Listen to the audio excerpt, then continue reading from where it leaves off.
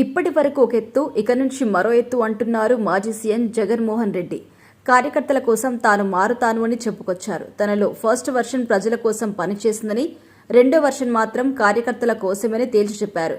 ఈ రోజు Vijayawada municipal corporation కి సంబంధించి కార్పొరేటర్లతో ప్రత్యేకంగా సమావేశమయ్యారు జగన్. వారిని ఉద్దేశించి మాట్లాడుతూ కీలకమైన వ్యాఖ్యలు చేశారు. 2029లో అధికారానికి రాబోతున్నామని ప్రకటించారు. మరో 30 సంవత్సరాల పాటు ఈ రాష్ట్రంలో అధికారం చేపడతామని కూడా చెప్పుకొచ్చారు. ఈ సందర్భంగా సినిమా డైలాగులు చెబుతూ పార్టీ శ్రేణులకు ఆనందం ఇచ్చారు. వారిలో ధైర్యం నింపే ప్రయత్నమైతే చేశారు. ఈ సందర్భంగా జగన్ మాట్లాడిన మాటలు వైసీపీ సోషల్ మీడియా వైరల్ చేస్తోంది.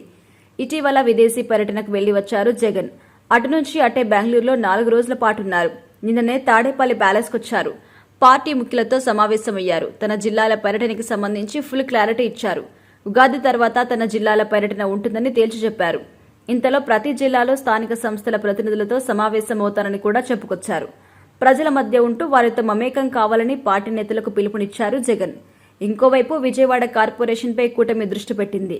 గత 2 రోజులుగా జరిగిన కార్పొరేషన్ ఉప ఎన్నికల్లో కూటమి హవా చాటింది.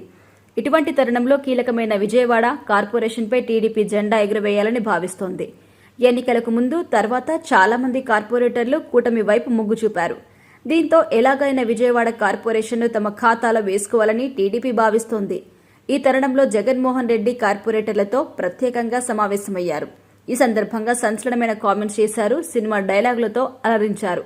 సూపర్ స్టార్ రజనీకాంత్ నటించిన రోబో 2.0 సినిమాలు ఎంతగానో హిట్ అయ్యాయి.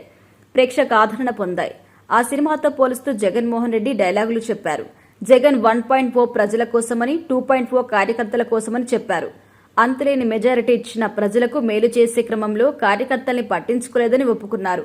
ఇక నుంచి 2.0 చూస్తారని, జగన్ అంటే కార్యకర్తలకు ఎంత ఇష్టమో చూస్తారని చెప్పుకొచ్చారు.